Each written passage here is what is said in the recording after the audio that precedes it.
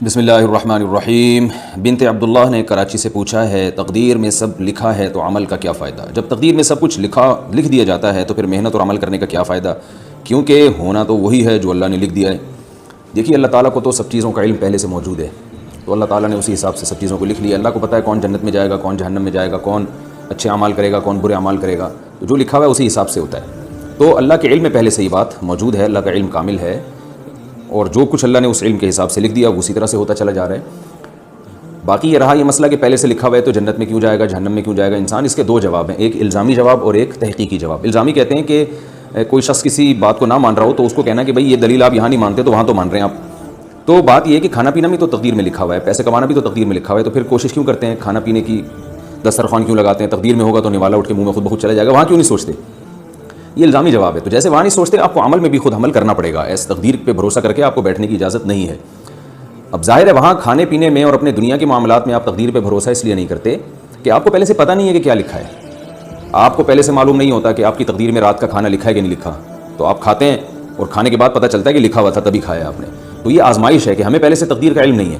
اگر کسی کو پہلے سے تقدیر کا علم ہو اور اسے معلوم ہے کہ تقدیر میں زنا لکھا ہوا ہے اور وہ زنا کر لے، اور اللہ قیامت میں اس سے پوچھے کہ تم نے زنا کیوں کیا، وہ کہے گا کہ اللہ میری تقدیر میں تو پہلے سے لکھا ہوا تھا، میں نے تو دیکھ لیا تھا، مجھے تو پتہ چل گیا تھا، تو شاید اللہ اسے معاف کر دے کہ بھائی جب لکھا ہوا تھا تو نے تو کرنا ہی تھا۔ لیکن مسئلہ یہ ہے کہ اگر کوئی شخص زنا کرتا ہے، قیامت میں اللہ اسے سزا دے گا اور وہ یہ کہے کہ اللہ تقدیر میں تو زنا پہلے سے لکھا ہوا تھا تو مجھے سزا کیوں مل رہی ہے؟ تو اللہ کہیں گے تجھے کس نے بتایا تھا کہ زنا لکھا ہوا ہے؟ تو یہی آزمائش ہے، ہمیں پہلے سے پتہ نہیں ہے کہ کیا لکھا ہوا ہے، ہمیں تو کام کرنے کے بعد پتہ چلتا ہے، یہی آزمائش ہے۔ تبھی قرآن مجید میں اللہ تعالیٰ کا ارشاد ہے کہ جب نافرمان لوگ کہیں گے کہ اللہ تو نے تو پہلے سے یہ سب چیزیں تو پہلے سے طے شدہ تھیں کہ ہم نے کیا کرنا ہے، تو اللہ تعالیٰ فرمائیں گے قل هل عندکم من علم فتخرجوه لنا، کیا تمہیں پہلے سے اس بات کا علم تھا؟ اگر تھا تو وہ لے کر آؤ ہمارے سامنے۔ تو تقدیر پہ لکھے ہوئے ہونے کے باوجود جو آزمائش ہے وہ آزمائش ہی رہتی ہے، اس لیے کہ ہمیں پہلے سے معلوم نہیں ہے۔ اس کی علماء نے بڑی بہترین مثال دی ہے کہ ایک ٹیچر اپنے اسٹوڈنٹس کو پڑھاتا ہے، اپنے شاگردوں کو پڑھاتا ہے، اور اسے پتہ ہوتا ہے کہ میرا کون سا شاگرد ہونہار ہے، کون سا محنتی ہے اور کون سا نالائق ہے، جو پورے سال محنت نہیں کر رہا اور امتحان میں چونکہ نقل بھی نہیں ہوگی تو اس کو پہلے سے پتہ ہوتا ہے کہ یہ 0 نمبر لے گا۔ تو استاذ کیا کرتا ہے کہ جو امتحانی پیپر ہے اس میں جو رزلٹ ہے نا اس میں پہلے سے 0 لکھ دیتا ہے، کیونکہ اس کو پہلے سے پتہ ہے کہ اس نے کرنا کرانا کچھ نہیں ہے، میں اسے پہلے سے جانتا ہوں کرے گا کچھ بھی نہیں ہے، تو پہلے سے 0 لکھ دیتا ہے۔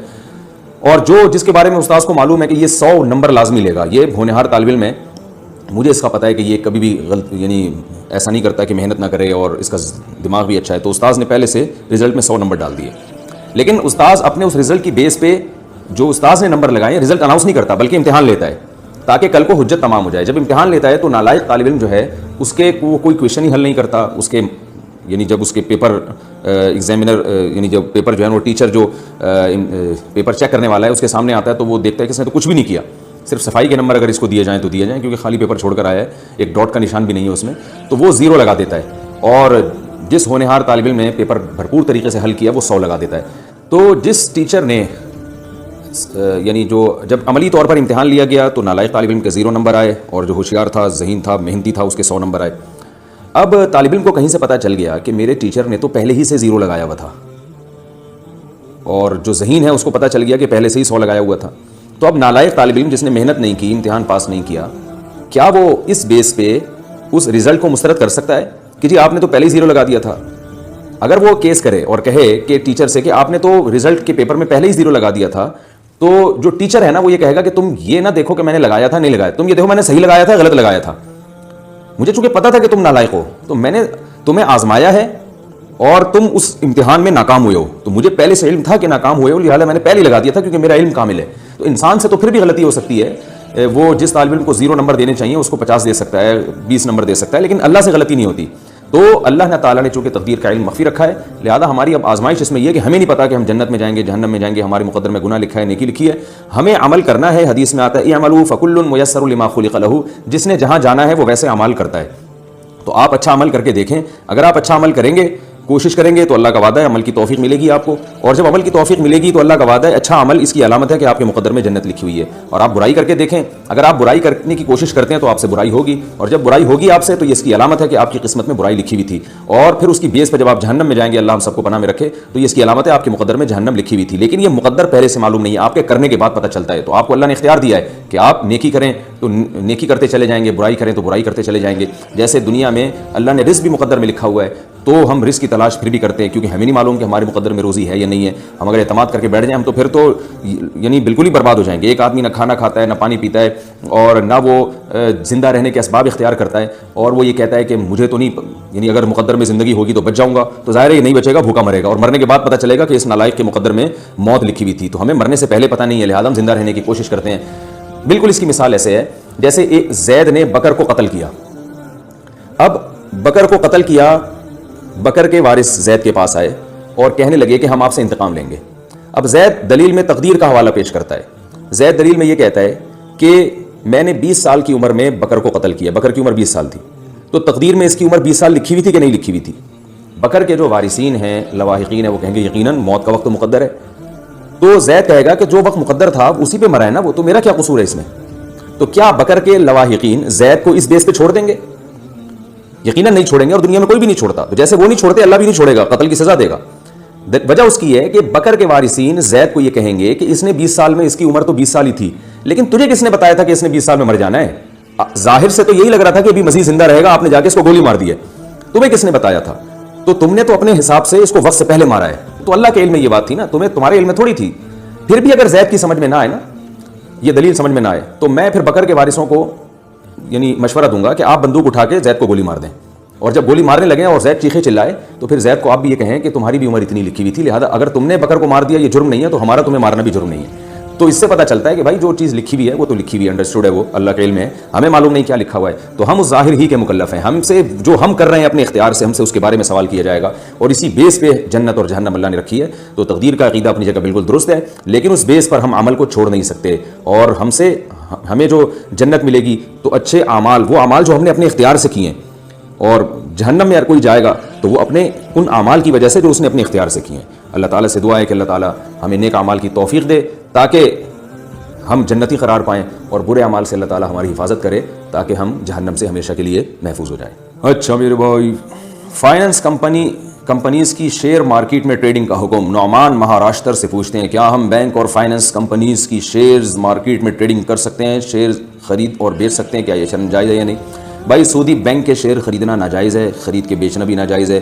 اور فائنانس کمپنیز کی جو شیئرز کی ٹریڈنگ ہے وہ کر سکتے ہیں، بشرطے کہ وہ فائنانس کمپنی سودی لین دین نہ کرتی ہو. یعنی وہ سود پہ لوگوں کو، بعض فائنانس کمپنی ایسی ہوتی ہیں جن کا کام یہ ہے کہ پیسہ دینا اور پھر اس پہ متعین سود لینا. یہ اگر ان کا بزنس ہے تو وہ بھی سودی بینک کے حکم میں. اور اگر اس کے علاوہ کوئی بزنس ہے تو وہ بزنس اگر حلال ہے تو پھر حلال کمپنی کے شیئرز آپ خرید سکتے ہیں، اور ناجائز کمپنی کے شیئرز خرید کے بیچ نہیں سکتے. اور شیئرز کی خرید و فروخت میں یہ بات خوب اچھی طرح سمجھ لیں کہ کمپنی کے جو ایسٹس اگر وجود میں ہی نہیں آئے، بعض دفعہ کمپنی ابھی وجود میں آ رہی ہے، اس کے ایسٹس نہیں ہیں، صرف سیال رقم ہے، لیکوڈ شکل میں اس کے ایسٹس ہیں، یعنی سیال رقم ہے، تو ایسی کمپنی کے شیئر خرید کے آپ فیس ویلیو پہ تو بیچ سکتے ہیں، کمی بیشی کے ساتھ نہیں بیچ سکتے. اور اگر کمپنی کے اثاثے بھی وجود میں آ گئے ہیں، ایسٹس بھی وجود میں آ گئے ہیں، تو پھر ایسی کمپنی بشرطے کہ جائز ہو، جیسے میں نے پہلے بتایا، اس کمپنی کے شیئر کو خرید کر آپ بیچ سکتے ہیں، نفع پر بھی نقصان پہ بھی. لیکن اس میں بھی شرط یہ ہے کہ جب تک شیئر آپ کے قبضے میں نہیں آ جاتا اس وقت تک آپ اس کو آگے بیچ نہیں سکتے. اور قبضے میں آنے کا کی جو ایک عرف میں آج کل وہ ایک علامت ہے، وہ دلیل ہے، وہ یہ کہ آپ کے نام ٹرانسفر ہو جائے. تو نام جب تک آپ کے ٹرانسفر نہیں ہوتا آپ اس کو بیچ نہیں سکتے. اور اس میں بھی فارورڈ سیل اور فیوچر سیل وہ بھی حرام ہے، ناجائز ہے.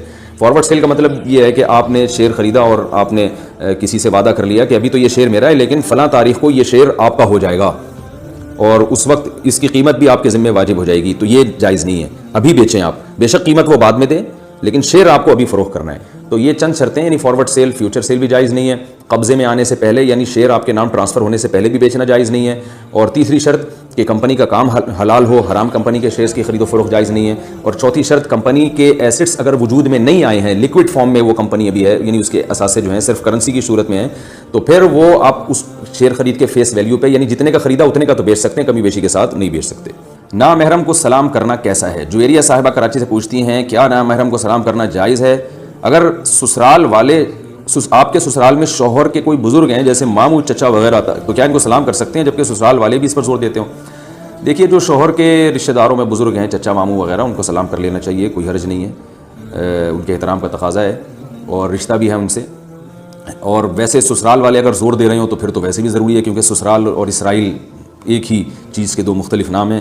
سسرالی بھی بعض دفعہ اسرائیلیوں کی طرح ہوتے ہیں، تو اس سے سسرال میں تعلقات بھی خراب ہو جاتے ہیں. پردے کی پابندی ہو لیکن سلام کرنے میں کوئی حرج نہیں ہے. عام نامحرم کے بارے میں حکم یہ ہے کہ اگر ان سے کبھی بات کرنی پڑ جائے کسی ضرورت سے تو پھر سلام سے بات شروع کرنی چاہیے. بلا وجہ گزرتے ہوئے کسی نامحرم کو جوان عورت کے لیے بلا وجہ سلام کرنا یہ بہرحال فتنے کا اندیشہ ہے, اس لیے اس کی اجازت نہیں دی جا سکتی. تمباکو اور سگریٹ کا کاروبار. عابد صاحب بنگلور سے پوچھتے ہیں کیا تمباکو اور سگریٹ کا کاروبار جائز ہے اور اس کی آمدن کا کیا حکم ہے؟ تمباکو اور سگریٹ کے کاروبار بہت سے علماء, عرب علماء خاص طور پر, ان کے نزدیک بالکل حرام ہے. تمباکو کا استعمال بھی, سگریٹ کا استعمال بھی. جو بر صغیر کے علماء ہیں, ہند و پاک اور بنگلہ دیش کے علماء, وہ تمباکو اور سگریٹ کو مکروہ کہتے ہیں, حرام نہیں کہتے.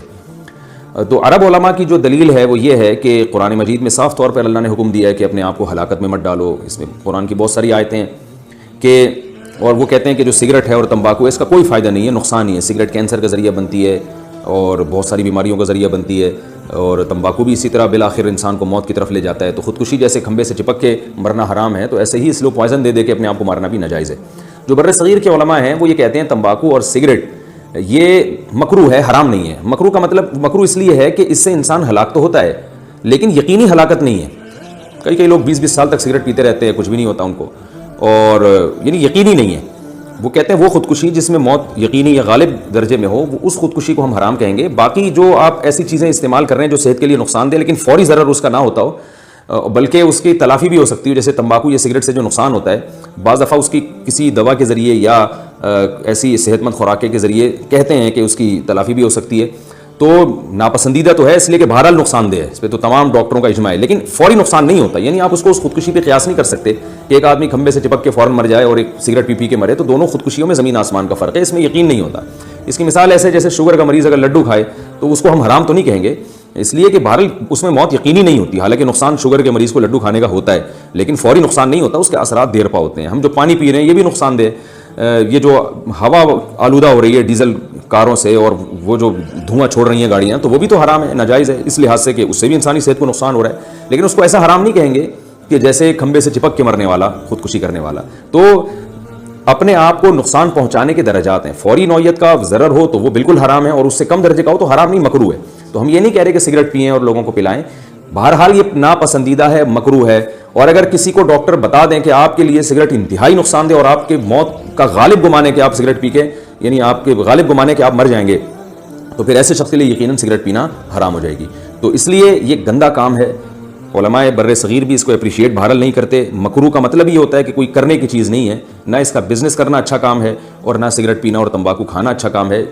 بعض چیزیں حرام نہیں ہوتی اس درجے میں لیکن پسندیدہ بھی نہیں ہوتی. اور پھر سگریٹ کا جو نقصان ہے وہ تمباکو سے بھی زیادہ ہے, تو اس لیے سگریٹ میں جو کراہت ہے وہ تمباکو سے زیادہ. تو جیسے جیسے کراہت بڑھے گی اسی حساب سے اس کی ارننگ میں کراہت پیدا ہوتی چلی جائے گی. تو خالص حرام تو ہم نہیں کہتے, لیکن بہرحال ایسے پاکیزہ اور طیب مال بھی نہیں ہے. جیسے قرآن نے کہا کلوا من الطیبات, پاکیزہ چیزیں کھاؤ, تو یہ سگریٹ اور تمباکو پاکیزہ چیزوں میں بہرحال داخل نہیں ہے, تو اس سے اجتناب کرنا چاہیے. لیکن ہم بہرحال اس کو بالکل ایسے حرام ہونے کا فتویٰ نہیں دیتے, ناپسندیدہ ہونے کا, مکروہ ہونے کا فتویٰ دیتے ہیں. بیماری کی وجہ سے داڑھی چھوٹی کرنے کا حکم. کیا بال گرنے کی بیماری کی وجہ سے داڑھی کو چھوٹا کیا جا سکتا ہے جبکہ نیت یہ ہو کہ جب بیماری دور ہو جائے گی تو دوبارہ داڑھی کو بڑھا دوں گا؟ طفیل احمد کو ہارٹ سے. دیکھیں, داڑھی کاٹنا جائز نہیں ہے. اگر آپ کے داڑھی کے بال خود بخود گر رہے ہوں تو وہ قدرت کی طرف سے, اس میں آپ کو گناہ نہیں ملے گا. آپ نہ کاٹیں اور علاج کے لیے کوئی بھی دوسرا ذریعہ استعمال کریں, کیونکہ صرف کاٹنا ہی علاج نہیں ہے بالوں کا. بالوں کے کاٹے بغیر بھی بہت سارے طریقے ہیں جو بطور علاج کے اختیار کیے جا سکتے ہیں, تو ان طریقوں کو آپ اختیار کریں. اگر پہاڑ کی چوٹی سر کرنے میں جان کا خطرہ ہو. فہیم شہزاد امریکہ سے پوچھتے ہیں کیا پہاڑوں پر کوہ پیمائی جس سے جان جانے کا بھی خطرہ ہو, کیا یہ جائز ہے یا نہیں؟ بھائی, اگر پہاڑ پہ چڑھ کے آپ کو نام گینز بک آف ورلڈ میں آ جائے گا, لیکن اس بات کا بھی خطرہ ہے کہ قبرستان میں بھی نام آ سکتا ہے آپ کا, اور جو عیدی سینٹر میں مردے خانے ہوتے ہیں ان میں بھی آپ کا نام آ سکتا ہے, بلکہ خود آپ آ سکتے ہیں وہاں پہ. تو گینز بک آف ورلڈ کی بک میں تو صرف نام آ رہا ہے, لیکن اگر وہاں سے گر کے سلپ ہو کے مر گئے تو جو عیدی سینٹر ہے اس کے مردہ خانے میں صرف نام نہیں آئے گا بلکہ آپ پورے آ جائیں گے اس میں. تو ایسا خطرہ جس کا کوئی دنیا یا دینی فائدہ بھی نہ ہو, ایسا خطرہ مول لینا جائز نہیں ہے. اپنے آپ کو اس طرح سے ہلاکت میں ڈالنا جائز نہیں ہے. تو کوہ پیمائی وہی کرے, پہاڑوں پہ وہی جائے جس کو غالب گمان یقین کے درجے میں, یعنی 100% یقین تو ظاہر ہے کسی کو نہیں ہوتا, قریب با یقین ہو, غالب گمان ہو کہ انشاءاللہ مجھے کچھ نہیں ہوگا, میں نے اتنی پریکٹس کر لی ہے. تو اگر اس کو احتمال ہے کہ مر بھی سکتا ہوں میں, اور یہ احتمال ایسے وہم کے درجے میں نہ ہو بلکہ اس پہ بھی کچھ قرائن موجود ہوں, تو پھر ایسی صورت میں یہ کام صرف انگریزوں کو کرنے دیں, کیونکہ ان کا آخرت پر ایمان نہیں ہے. وہ تو ہر کام کرتے ہیں, اس میں مر بھی جائیں تو وہ کہتے ہیں کچھ نہیں, چلو یار جیت گئے تو پار ہو جائیں گے, گینز بک آف ورلڈ میں نام آ جائے گا, انعام مل جائے گا, شہرت ہو جائے گی, مر گئے تو کوئی بات نہیں. ہمارے ساتھ ایسا نہیں ہے, اگر آپ پاؤں سلپ ہو اور مر گئے تو پھر یہ کسی اور طرف اللہ لے جائے گا آپ کو. اللہ کہے گا یہ زندگی میں نے دی تھی پہاڑوں کو عبور کرنے کے لیے نہیں, اور صرف چٹانوں پہ چڑھ کے اپنا نام روشن کرنے کے لیے نہیں, بلکہ وما خلقت الجن والانس الا لیعبدون, اللہ نے ہمیں اپنی اطاعت کے لیے پیدا کیا ہے, بڑے کاموں کے لیے, جس کا قوم کو فائدہ ہو. ہاں اگر پہاڑ پہ چڑھنے سے لوگوں کو فائدہ ہو رہا ہے, فائدہ کا مطلب صرف انٹرٹینمنٹ والا فائدہ نہیں, بلکہ کوئی پہاڑ پہ خدا نہ خواستہ بم رکھا ہوا ہے اور آپ وہ بم اٹھا کے پھینک رہے ہیں نیچے جا کے تاکہ پھٹنے سے بچائیں, مثال دے رہا ہوں میں, کچھ بھی ہو سکتی ہے وجہ, یا پہاڑ پر کی چوٹی پر کوئی ایسا چشمہ دریافت ہو گیا ہے, یا وہاں کوئی ایسی کان دریافت ہو گئی ہے سونے کی کہ آپ جائیں گے تو قوم کو بڑا فائدہ ہوگا, تو آپ پھر تو رسک لیا جا سکتا ہے. بلا وجہ صرف اپنا نام روشن کرنے کے لیے اپنی جان کو خطرے میں ڈالنا یہ بالکل جائز نہیں ہے, بالکل حرام ہے, اس کی شرعاً بالکل اجازت نہیں ہے. غیر مسلم ملک کی امیگریشن لینا, کیا ایز اے مسلم غیر مسلم جیسے آسٹریلیا کینیڈا کی امیگریشن اپلائی کی جا سکتی ہے؟ ناصر ابو ظہبی سے پوچھتے ہیں. بھائی کسی بھی ملک کی نیشنلٹی حاصل کرنا جائز ہے, اس میں کوئی حرج نہیں ہے. صرف اتنی بات ہے کہ کوئی بھی ایسا ملک جہاں آپ اگر رہو تو آپ کو غالب گمان ہو کہ میری اولاد بگڑ جائے گی, دین سے دور ہو جائے گی, تو وہ وہاں رہنا جائز نہیں ہے بہرحال. تو سب سے پہلے اپنے ایمان کی حفاظت, اپنے ایمان کی اور اپنے بچوں کی تربیت کر سکتے ہیں اگر آپ, تو آپ امریکہ میں رہیں, کینیڈا میں رہیں, برطانیہ میں رہیں, بہت سے لوگ رہ رہے ہیں اور الحمدللہ ان کے بچے بڑے نیک ہیں. لیکن اگر آپ سمجھتے ہیں کہ بچے ہمارے کنٹرول سے باہر نکل جائیں گے, دین سے دور ہو جائیں گے, تو پھر آپ کے لیے جائز نہیں ہے وہاں رہائش اختیار کرنا. لیکن نیشنلٹی لینا بہرحال جائز ہے. کیا بغیر گواہوں کے نکاح ہو جائے گا؟ محمد عمار کراچی سے. اگر لڑکا لڑکی ایک دوسرے کو نکاح میں قبول کر لیں جبکہ وہاں کوئی تیسرا موجود نہ ہو تو کیا اس طرح نکاح صحیح ہو جاتا ہے؟ محمد عمار بھائی, لگتا ہے کہ آپ چاہ رہے ہیں کہ بڑے آرام سے نکاح ہو جائے اور کسی کو پتہ ہی نہ چلے. بھائی نکاح اور زنا میں یہی فرق ہے کہ نکاح گواہوں کے ساتھ ہوتا ہے, ہمیشہ کے لیے ہوتا ہے, اور زنا بغیر گواہوں کے ہوتا ہے اور وقتی ہوتا ہے. تو اسی وجہ سے ہم متع کو بھی زنا ہی کہتے ہیں کیونکہ وہ بھی ٹیمپریری ہوتا ہے. تو نکاح ہمیشہ کے لیے ہوتا ہے, پھر اس میں طلاق ہو جانا ایک اتفاقی حادثہ ہے, لیکن نکاح ہوتا بہرحال ہمیشہ کے لیے اور گواہوں کی موجود ہونا ضروری ہے. صحیح حدیث ہے رسول اللہ صلی اللہ علیہ وسلم کی, لا نکاح الا بحضور الشاہدین. آپ صلی اللہ علیہ یا لا نکاح بغیر شہود کے الفاظ ہیں بعض روایت میں, اور بعض روایت میں آتا ہے کہ الا بحضور الشاہدین, کہ دو آدمیوں کے گواہ ہونا ضروری ہے نکاح میں, اور ایک مرد دو عورتیں بھی ہو سکتی ہیں, اس کے بغیر نکاح نہیں ہوگا. سنت غیر مؤکدہ کو پڑھنے کا طریقہ. محمد صفوان دہلی سے پوچھتے ہیں, عصر کی 4 رکعت سنت میں قاعدہ اولیٰ میں صرف التحیات پڑھ کر کھڑے ہو جائیں یا درود شریف اور دعا بھی پڑھیں گے؟ جناب محمد صفوان دہلی سے, بات یہ ہے کہ جو غیر مؤکدہ سنتیں ہیں جیسے ظہر عصر سے پہلے کی 4 سنتیں, عشاء سے پہلے کی 4 سنتیں, تو ان میں 2 رکعتوں کے بعد آپ کو اختیار ہے, التحیات پڑھ کے بھی کھڑے ہو سکتے ہیں, لیکن بہتر ہے کہ درود شریف بھی پڑھیں, دعا بھی پڑھیں, اس کے بعد کھڑے ہوں, اور پھر تیسری رکعت میں ثنا بھی پڑھیں آپ, بہتر یہی ہے کیونکہ یہ 2 رکعتیں کر کے ہی منعقد ہوتی ہیں. لہذا غیر مؤکدہ سنتوں میں 2 رکعتوں کے بعد آپ التحیات بھی پڑھیں, سورت بھی, درود شریف بھی پڑھیں, اور سورت بھی دعا بھی پڑھیں. لیکن اگر التحیات پڑھ کے کھڑے ہو جائیں تو بھی ٹھیک ہے, اور تیسری رکعت میں ثنا نہ بھی پڑھیں تو بھی ٹھیک ہے. اور اس میں یہ بھی ذہن میں رکھیں کہ اگر کسی نے سنت غیر مؤکدہ یا نفل میں 4 کی نیت باندھی تو 2 رکعت کے بعد سلام پھیر سکتا ہے وہ, اور 2 کی نیت باندھی تو 4 پڑھ سکتا ہے. یعنی اس میں کوئی متعین نہیں ہو جاتا کہ 4 کی نیت ہے تو اب 4 پوری کرنا ضروری ہے. تو آپ نے اگر ظہر سے پہلے 4 کی نیت باندھی تھی تو 2 رکعت کے بعد بھی آپ سلام پھیر سکتے ہیں. 2 کی نیت باندھی تھی تو آپ کو خیال ہوا ابھی ٹائم ہے, چلو تیسری رکعت کے لیے کھڑے ہو جاؤ, تو یہ بھی جائز ہے. اسی طرح تہجد میں بھی یہ جائز ہے. تہجد میں آپ نے نیت کی تھی 4 رکعتیں پڑھنے کی, لیکن آپ 2 رکعت کے بعد سلام پھیر لیں تو بھی ٹھیک ہے. نیت کی تھی آپ نے 2 رکعت کے بعد سلام پھیروں گا, لیکن 2 رکعت کے بعد آپ کا ارادہ ہوا چلو یار اسی کے ساتھ تیسری ملا لیتے ہیں, کیونکہ بعض دفعہ انسان کو یہ خطرہ ہوتا ہے میں نے سلام پھیرا تو نماز سے نکل گیا تو شیطان مجھے سستی میں ڈال دے گا, تو سلام پھیرو ہی نہیں ہو, ڈائریکٹ کھڑے ہو جاؤ. تو اس طرح آپ جتنی چاہیں رکعتیں پڑھیں, 8 رکعتیں بھی پڑھ سکتے ہیں اس طریقے سے. افضل یہ ہے کہ 2 رکعتیں کر کے پڑھی جائیں, لیکن 4 بھی پڑھ سکتے ہیں, 6 بھی پڑھ سکتے ہیں. نوافل میں کوئی پابندی نہیں ہے آپ. گٹکے کا کاروبار کرنا کیسا ہے؟ کیا گٹکا بیچنا جائز ہے یا ناجائز؟ سہیل مہاراشٹر سے پوچھتے ہیں. میں نے اسی چینل پہ جو ایک سوال کا جواب ریکارڈ کروایا ہے سگریٹ اور تمباکو کے حوالے سے, تو گٹکے کا جو حکم ہے وہ سگریٹ اور تمباکو سے زیادہ سخت ہے, کیونکہ سگریٹ کا اتنا نقصان نہیں ہے جتنا گٹکے کا ہے. گٹکے کے تو بہت واقعات اور یہ فوری نقصان پہنچاتا ہے. اس لیے گٹکے کے کاروبار کو میں سمجھتا ہوں کہ جائز نہیں کہا جا سکتا, اور گٹکا کھانا بھی جائز نہیں ہے, اس کا کاروبار بھی جائز, کیونکہ اس میں بہت جلدی نقصان ہوتا ہے, اور اس کے کئی نقصانات ہیں جن میں کینسر, ہم نے اپنے دوستوں کو کینسر سے مرتے ہوئے دیکھا جو گٹکا کھایا کرتے تھے جوانی میں, اور بعض ایسے ہیں جن کا منہ بند ہو گیا, کھل ہی نہیں رہا ان کا. سگریٹ میں ہم نے یہ نقصانات بہرحال نہیں دیکھے, تو اس لیے اس کو آپ سگریٹ اور تمباکو پہ قیاس نہیں کر سکتے. لیکن بہرحال اس طرح حرام نہیں ہے جیسے شراب حرام ہوتی ہے, تو ناجائز بہرحال ہے گٹکے کا کام بھی, اور اس کا ضرر بالکل بین ہے, واضح نقصان ہے اور نظر آتا ہے. اور ایک چیز یہ ہے کہ اس میں بدبو بہت زیادہ ہے. آپ صلی اللہ علیہ وسلم نے کچا پیاز کھا کے مسجد میں آنے سے منع کیا. تو سگریٹ اور تمباکو کی بو کو جلدی زائل کیا جا سکتا ہے, لیکن گٹکے کی بو جلدی زائل نہیں ہوتی, اور دیکھنے میں بہت کراہت محسوس ہوتی ہے, جبکہ ایذاء مسلم بھی اسلام میں ناجائز ہے. آپ صلی اللہ علیہ وسلم دانتوں کی صفائی کا بے انتہا اہتمام کیا کرتے تھے, تو دانت کو اتنا گندا کر دینا کہ دیکھنے میں ایسا لگے جیسے اس نے کوئی گندگی کھائی ہوئی ہے. جیسے گٹکے والوں کا آپ منہ دیکھیں, جب ان کے منہ میں خاص طور پہ گٹکا ہوتا ہے تو الٹی آ رہی ہوتی ہے انسان کو, تو ایسا کام جس سے مسلمان کو تکلیف ہو یہ بھی ناجائز ہے. لہذا ہم سمجھتے ہیں کہ گٹکے کا کام جائز نہیں ہے, لیکن آپ اس بارے میں دوسرے علماء سے بھی رابطہ کر سکتے ہیں, ان سے بھی رجوع کر سکتے ہیں. افضل صاحب بمبئی سے پوچھتے ہیں, ایک بھائی نے تعمیر کی ہو تو گھر ورثہ میں کیسے تقسیم ہوگا؟ بہت اہم سوال ہے، آج کل یہ بہت ہو رہا ہے۔ میرے والد صاحب نے گھر خریدا تھا جو کافی پرانا تھا، میں نے اس گھر کو مزید 2 فلور بنوایا، اب اس گھر میں میری 3 بہنوں کا حصہ کس حساب سے ہوگا؟ اس ویلیو پر جس پر میرے والد نے خریدا تھا یا گھر کی موجودہ شکل پر؟ دیکھیے یہ بہت اہم مسئلہ ہے۔ والد صاحب جس کنڈیشن میں گھر چھوڑ کر جاتے ہیں، بعض دفعہ بیٹا اولادوں میں سے کوئی اس میں مزید تعمیر کرتی ہے یا والد صاحب کی زندگی ہی میں تعمیر کی ہوتی ہے، تو والد صاحب کا گھر تھا، آپ نے اس پہ مزید 2 فلور بنا دیے اوپر، تو اس میں پہلی بات تو یہ، اگر آپ نے اس وقت کوئی ایگریمنٹ کیا تھا والد صاحب سے یا والد صاحب کے مرنے کے بعد وارثوں سے ایگریمنٹ کیا تھا اپنے بہن بھائیوں سے کہ بھائی میں اس گھر کے اوپر مزید 2 فلور بنا رہا ہوں، تو یہ جب گھر بکے گا تو یعنی میں اس کی قیمت الگ سے لوں گا، یہ پہلے سے آپ نے کوئی تصریح کی تھی، تو پھر تو آپ کو الگ سے ان 2 فلور کی قیمت ملے گی۔ اور اگر آپ نے یہ کہا تھا کہ میں یہ قرض کے طور پر دے رہا ہوں، جب وراثت تقسیم ہوگی تو پہلے میرا قرض واپس کیا جائے گا، اس کے بعد پھر ہم اس گھر کو وراثت میں تقسیم کریں گے، اور وارثوں نے مان لیا تھا اس کو تو یہ قرض ہے۔ اگر ایسی کوئی تصریح نہیں تھی تو پھر یہ ایک احسان ہے آپ کی طرف سے کہ نیچے کے فلور پہ آپ نے احسان کر کے اوپر کے 2 فلور مزید بنا لیے۔ تو جب بھی کوئی کسی کی زمین پر احسان کرتا ہے، کسی کی زمین پر کوئی تعمیر کرتا ہے، تو وہ بس ایک احسان ہی کہلاتا ہے، وہ کوئی ایگریمنٹ کا حصہ نہیں ہوتا۔ تو جو زمین کے مالک ہوتے ہیں یا نیچے کے فلور کے مالک ہوتے ہیں، ان کو یہ حق حاصل ہے کہ وہ کسی بھی وقت کہہ سکتے ہیں کہ یہ اوپر کے جو 2 پورشن ہیں یہ آپ یہاں سے ہٹا دیں، توڑ دیں، اس کو اپنے گھر لے جائیں۔ تو اصل مسئلہ تو یہی ہے کہ آپ کے جو بہن بھائی ہیں ان کو یہ حق حاصل ہے کہ وہ آپ کو آرڈر کریں کہ ہم آپ کو ان 2 اوپر والے پورشن کا الگ سے کوئی حصہ نہیں دیں گے، نیچے والا گھر تقسیم ہوگا، اوپر والا جو ہے وہ آپ چاہے تو توڑ دیں، چاہے تو ملبے کی قیمت لے کے آپ وہ گھر بھی یعنی اس مشترکہ وراثت میں شامل کر لیں۔ تو یہ ان کو پورا حق حاصل ہے، لیکن یہ ایک فتوے کی طور پر ہے۔ اخلاقی جو ذمہ داری ہے وہ یہ ہے کہ بہن بھائیوں کو چاہیے کہ ایک بھائی نے اتنا احسان کر کے اوپر 2 فلور بنائے، اب اس بیچارے کو آپ یہ حکم دیں کہ توڑ تاڑ کے لے جاؤ اور ملبہ فروخت کر دو، تو یہ اس کے ساتھ اخلاقی لحاظ سے غیر اخلاقی حرکت ہوگی کہ اس نے احسان کیا اور آپ اس کو احسان کا بدلہ یہ دے رہے ہیں کہ جی وہ ملبہ اٹھا کے لے جاؤ۔ تو اس لیے ورثہ کو چاہیے آپس میں دیکھیں، وراثت تو صرف نیچے والے پورشن میں ہوگی، نیچے والے پورشن کی جو مارکیٹ ویلیو ہے وہ لگائی جائے گی، اور اس مارکیٹ ویلیو یعنی جب گھر بک رہا ہے نا اس وقت مارکیٹ ویلیو لگائی جائے گی، یا جب وراثت تقسیم کر رہے ہیں، جیسے آج اگر آپ چاہتے ہیں کہ ہم اس وراثت کو تقسیم کریں تو آج جو گھر کی ویلیو ہے وہ لگائی جائے گی۔ والد صاحب نے جس ویلیو پہ گھر خریدا تھا وہ نہیں لگائی جائے گی، آج کی ویلیو سے نیچے والے پورشن کو آپ لوگ ڈیوائڈ کریں گے، اوپر والے کو یا تو وارث کہتے ہیں کہ اس کو توڑ کے لے جاؤ، یا یہ کہ وارثین اس کی الگ سے قیمت لگا کے کوئی بھی خریدنا چاہے خرید لے۔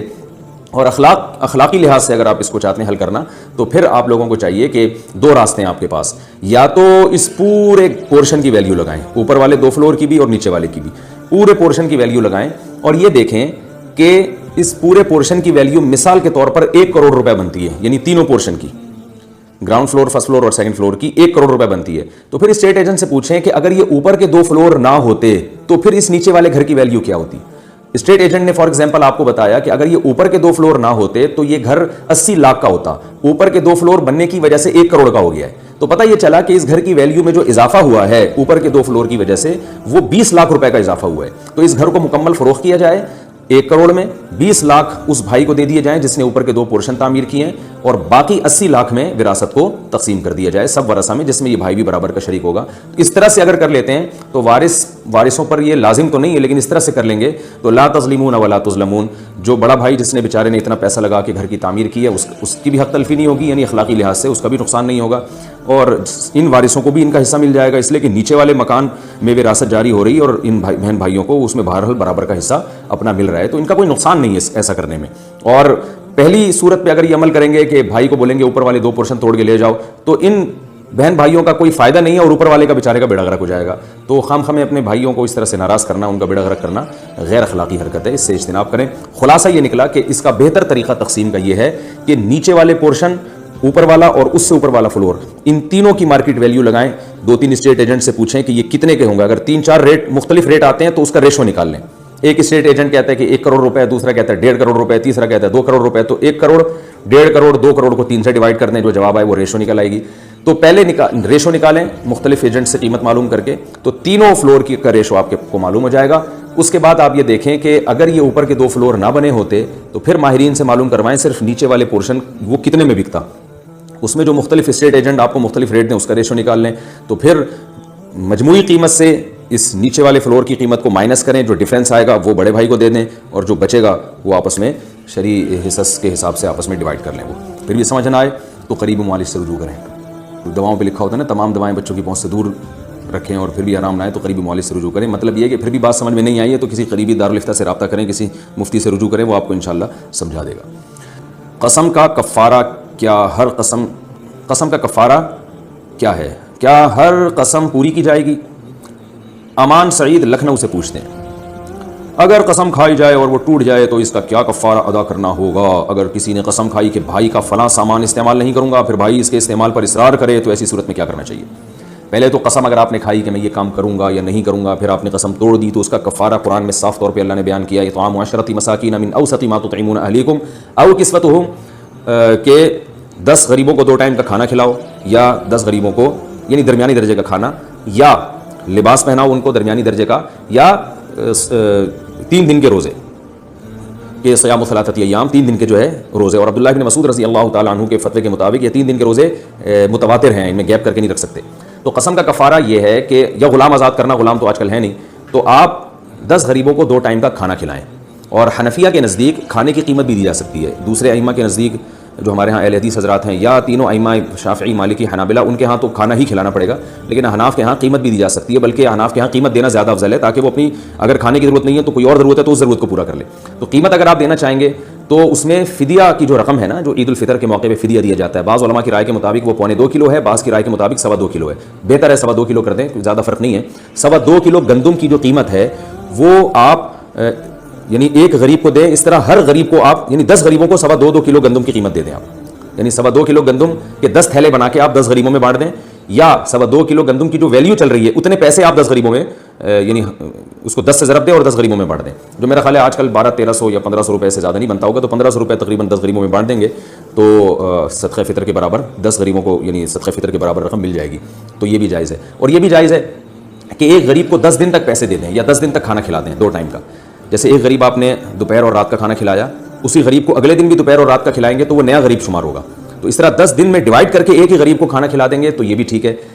ایک ہی غریب کو 10 آدمیوں کا کھانا ٹھونس دیا آپ نے, یا 10 آدمیوں کے پیسے اکٹھے دے دیے ایک ہی دن, تو وہ ایک غریب کہلائے گا, 10 غریب نہیں کہلائیں گے, یاد رکھیے. تو ایک غریب کو آپ نے 10 دن میں ڈیوائڈ کر کے 2 ٹائم کا کھانا کھلایا, یہ بھی جائز ہے. یا ایک غریب کو صدقہ فطر کی رقم آج دی, پھر اسی غریب کو اتنی ہی رقم کل اگلے دن دے دی, تو آپ نے صدقہ فطر کے برابر رقم یعنی 2.25 کلو گندم کے برابر رقم, فار ایگزامپل وہ 150 روپے بنتی ہے, یہ 100-150 کے درمیان ہی ہے, تو آپ نے ایک ہی غریب کو 10 دنوں میں ڈیوائڈ کر کے دی نا, تو بھی وہ 10 غریب ہی کہلائیں گے. جیسے آپ نے ایک غریب کو 150 روپے آج پکڑا دیے, پھر اسی غریب کو 150 روپے کل پکڑائے, پھر پرسوں پکڑائے, اس طرح 10 دن تک کرتے رہے تو وہ 10 غریب ہی کہلائیں گے. یعنی ایک غریب کو پیسے یا کھانا ایک دن میں جتنی بار بھی کھلائیں گے تو وہ ایک ہی سمجھا جائے گا. 10 غریبوں کا یعنی ایک غریب کو آپ نے ایک ہی دن میں کھلا دیا نا, تو ایک غریب سمجھا جائے گا, 9 رہ جائیں گے. ہاں اگر ایک ہی پر احسان کرنا ہے تو 10 دنوں میں ڈیوائڈ کر دیں اس کو, تو یہ ہے قسم کا کفارہ. اور اگر آپ خود اتنے غریب ہیں کہ غریب کو 10 غریبوں کو 2 ٹائم کا کھانا نہیں کھلا سکتے, یا اس کو پیسے نہیں دے سکتے کھانے کے, تو پھر آپ خود غریب ہیں, تو پھر 3 دن لگاتار روزے رکھنے پڑیں گے. اچھا, اس میں ایک اہم بات یہ بھی ہے کہ اگر آپ نے ایک غریب کو 2 ٹائم کا کھانا کھلانے کا یہ طریقہ اختیار کیا کہ ایک کو دوپہر یعنی ایک غریب کو دوپہر کا کھانا کھلایا اور رات کا کھانا, یہ بھی جائز ہے. لیکن یہ بھی جائز ہے کہ آج ایک غریب کو آپ نے دوپہر کا کھانا کھلایا, کل اگلے دن دوبارہ دوپہر کا کھلا دیا, تو یہ بھی 2 ٹائم کا کھانا ہی کہلائے گا. یعنی 2 ٹائم کا کھانا کسی بھی لحاظ سے آپ کھلا دیں گے 10 غریبوں کو تو وہ کفارہ ادا ہو جائے گا. اس لیے میں لوگوں سے کہتا ہوں اس کا بہتر طریقہ یہ ہے کہ کوئی بھی غریب تلاش کر لیں آپ, ایک غریب یا 2 غریب یا جو بھی آپ کو ملتا ہے. اگر مثال کے طور پر ایک مسکین آپ کو ملتا ہے کہ یار یہ بیچارہ غریب ہے, تو پھر آپ ہوٹل والے کو پیسے دے دیں کہ یار اس کو جو ہے نا 10 دنوں تک لنچ یہ تمہارے پاس ہی کرے گا, بلکہ 20 دنوں تک جب وہ لنچ کرے گا ہوٹل والے کے پاس, تو اس کا مطلب ہوگا کہ آپ نے ایک غریب کو 2 ٹائم کا کھانا کھلا دیا, اور یعنی وہ مسلسل 20 دن تک کھلایا ہے, تو وہ یعنی 10 دنوں تک ہو گیا وہ, کیونکہ جب 2 ٹائم کھلا دیا نا آپ نے دوپہر اور اگلے دن دوپہر, تو وہ 1 دن کہلائے گا. یعنی 1 دن کا کھانا آپ نے کھلا دیا 2 ٹائم کا, تو اس طرح 20 دن میں. اور اگر یوں بھی کر سکتے ہیں کہ ہوٹل والے کو آپ کہہ دیں کہ بھائی یہ غریب آدمی یہ دوپہر کھانا بھی کھائے گا, رات کا کھانا بھی کھائے گا, پیمنٹ مجھ سے ایڈوانس لے لو, تو اور 10 دن تک اس کو کھلانا ہے تم نے, تو اس طرح بھی کفارہ آسانی سے ادا ہو جائے گا. پھر 10 دنوں میں ہو جائے گا. اگر ایک ہی ٹائم پہ کھلاتے ہیں تو 20 دنوں تک کھلانا پڑے گا, اور اگر 2 ٹائم کا کھلاتے ہیں تو 10 دنوں تک کھلانا پڑے گا. اور یہ بھی جائز ہے آپ کے لیے. میں اس لیے ساری صورتیں بتا رہا ہوں کہ لوگ عملی طور پر بڑی مشکل میں ہوتے ہیں کہ کیسے ادا کریں.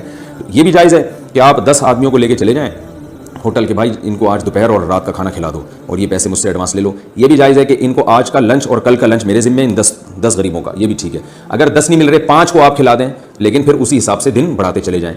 تو اس طرح سے قسم کا کفارہ ادا ہو جائے گا. یہ بھی ممکن ہے کسی مدرسے میں آپ کو غریب مسکین طلبہ لگتے ہیں, جو جیسے میں اندرون سندھ بھی ہو کر آیا ہوں, بہت غریب علاقے ہیں وہاں پہ, تو وہاں جا کے کوئی دیکھ پکوا دی آپ نے مسکین طلبہ کو, آپ نے کہا کہ بھائی یہ میری طرف سے 2 ٹائم کا کھانا, یا آج کا لنچ اور کل کا لنچ, یہ 2 ٹائم بہرحال کھلانا پڑے گا, یہ ذہن میں رکھیے, ورنہ کفارہ ادا نہیں ہوگا.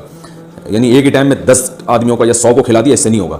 اور جن لوگوں کو ایک ٹائم کا کھلایا انہیں کو دوسرے ٹائم کا کھلائیں گے تو ہوگا. یہ نہیں کہ 10 غریبوں کو آپ نے دوپہر کا کھلایا پھر کوئی دوسرے 10 کو اگلے ٹائم کا کھلایا تو بھی کفارہ ادا نہیں ہوگا. تو یہ کفارے کے مسائل ہیں, اس کو خوب اچھی طرح سمجھیں.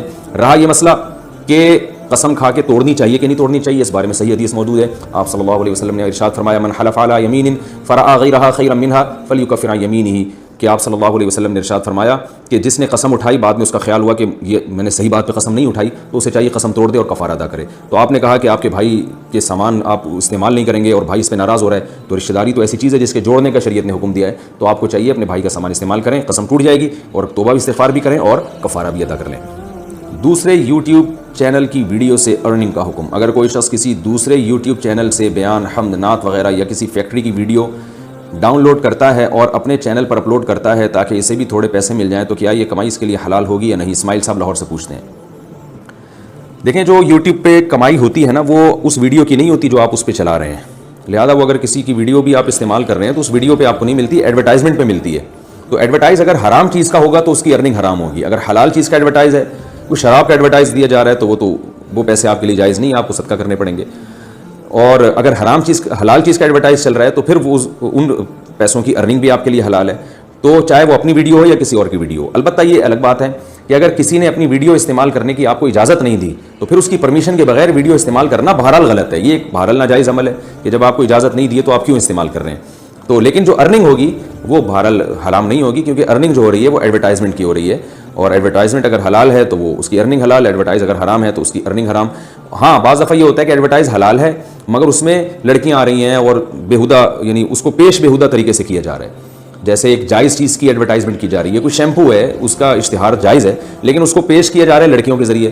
تو پھر اس میں جو جامع رشید سے فتویٰ گیا ہے وہ یہ گیا ہے کہ اس میں دیکھا جائے گا کہ اگر یہ لڑکیوں کے بغیر ایڈورٹائز چلتا تو پھر اس کی ارننگ کتنی ہوتی, لڑکیوں کے ساتھ جو ایڈورٹائز آ رہا ہے اس کی وجہ سے اس کی ارننگ میں اضافہ کتنا ہو رہا ہے, تو وہ اضافہ اس کو صدقہ کرنا پڑے گا. اور یہ بڑا مشکل کام ہے, کیونکہ میں نے جو معلومات حاصل کی ہیں وہ کہتے ہیں کوئی فرق پڑتا نہیں ہے کہ وہ خواتین کے ساتھ اشتہار آئے اس کی بھی ارننگ اتنی ہوتی ہے جتنی بغیر خواتین کے, واللہ عالم. یہ بہرحال آپ ماہرین سے رجوع کریں. اس لیے ہم یہ کہتے ہیں کہ یوٹیوب کی ارننگ میں بہرحال کچھ حصہ صدقہ کرنا ضروری ہے, کیونکہ اس میں حرام کی آمیزش بہرحال ہوتی ہے. اگر حلال چیزیں بھی ایڈورٹائزمنٹ کے طور پر آ رہی ہیں تو بھی اس کا پیش کرنے کا طریقہ کار ایسا ہوتا ہے کہ اس میں حرام بہرحال شامل ہوتا ہے. تو اس لیے ہم جو بھی یوٹیوب میں سے ارننگ کرتے ہیں ان کو یہی کہا جاتا ہے کہ آپ کو یوٹیوب کی ارننگ کا چند فیصد حصہ اندازے سے, جو میری رائے کے مطابق جو میں نے ٹوٹی پھوٹی ماہرین سے معلومات کی ہیں, کم از کم 10% ہے. کسی اور کی رائے زیادہ بھی ہو سکتی ہے, کسی کی کم بھی ہو سکتی ہے, وہ ہر آدمی خود فیصلہ کرے جو اپنے اسباب اور وسائل اختیار کر کے. تو یوٹیوب کی ارننگ سے کچھ نہ کچھ بہرحال صدقہ کرنا چاہیے تاکہ آپ کی ارننگ میں جو حرام شامل ہوا ہے اس سے آپ کی ارننگ پاک ہو جائے. بچہ گود لینے کے احکام. میرے ایک بھائی کی 20 سال سے کوئی اولاد نہیں تھی, میرے دوسرے بھائی نے انہیں ایک بچہ گود دیا ہے. اس کے مسائل اور فضائل پر تھوڑی سی روشنی ڈالیں تاکہ میں ان کی رہنمائی کر سکوں. ناصر صاحب مظفر آباد سے.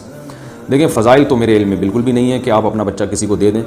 اس لیے نہیں ہے کہ آپ اپنے بھائی کا فائدہ تو دیکھ رہے ہیں لیکن اپنے بچے کا فائدہ نہیں دیکھ رہے. بچے کا ہوتا یہ ہے کہ جب آپ اپنا بچہ کسی دوسرے کو دیتے ہیں تو آپ کا بچہ بہن بھائیوں کی نعمت سے محروم ہو جاتا ہے.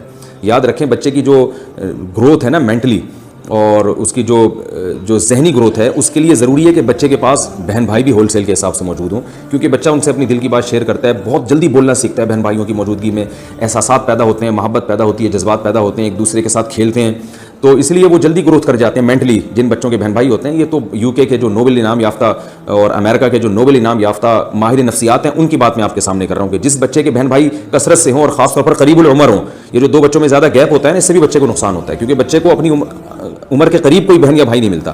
وہ فرق آ جاتا ہے اس میں, یعنی عمر کا گیپ آ جاتا ہے جس کی وجہ سے مینٹل پھر ان کے آپس میں ملتے نہیں ہیں. تو آپ اپنا بچہ جب کسی کو دیں گے تو اس میں نقصان یہ ہوگا کہ وہ بچہ بہن بھائیوں سے محروم ہوتا ہے اور اس میں اس کی جو گروتھ جس طرح سے ذہنی ہونی چاہیے وہ بعض دفعہ نہیں ہو پاتی.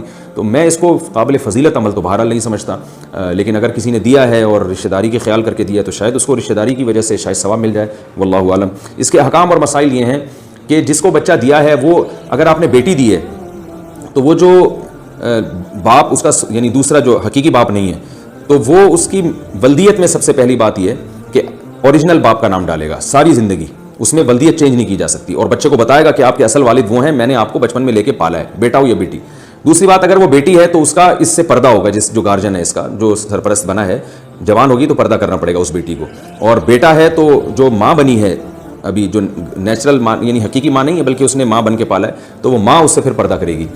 ہاں یہ طریقہ ہے کہ چھوٹے بچے کو 2 سال سے پہلے اگر لڑکا ہے تو لڑکی بیوی اپنی فیڈ کرا دے, یا اپنی نہیں کرا سکتی اس کے چونکہ اولاد نہیں ہے تو اپنی کسی بہن سے فیڈ کرا دے, تاکہ یہ جو جب بہن سے فیڈ کرائے گی تو یہ رضائی طور پر ماں بن جائے گی. رضائی جب ماں بن جائے گی تو یہ جو شوہر ہے اس کا یہ رضائی باپ بن جائے گا, تو پردہ ختم ہو جائے گا. اور اگر لڑکی ہے تو شوہر یعنی جو اس خاتون کا شوہر ہے اس بچی کو اپنے کسی بہن سے فیڈ کرا دے, تاکہ یہ جو ہے اس بچی کا رضائی ماموں بن جائے. جب ماموں بن جائے گا تو اس کا بچی سے پردہ نہیں رہے گا. تو اس طرح سے پردے کے حکام میں آسانی پیدا کی جا سکتی ہے. ادروائز ان کو بڑا ہو کر پردہ کرنا پڑے گا. وراثت میں ان کا کوئی حق نہیں ہوگا, کیونکہ وراثت حقیقی باپ اور حقیقی ماں سے ملتی ہے. البتہ زندگی میں کچھ دینا چاہیں اپنی خوشی سے تو دیں, اور ہینڈ اوور بھی کر دیں تو پھر وہ دیا جا سکتا ہے.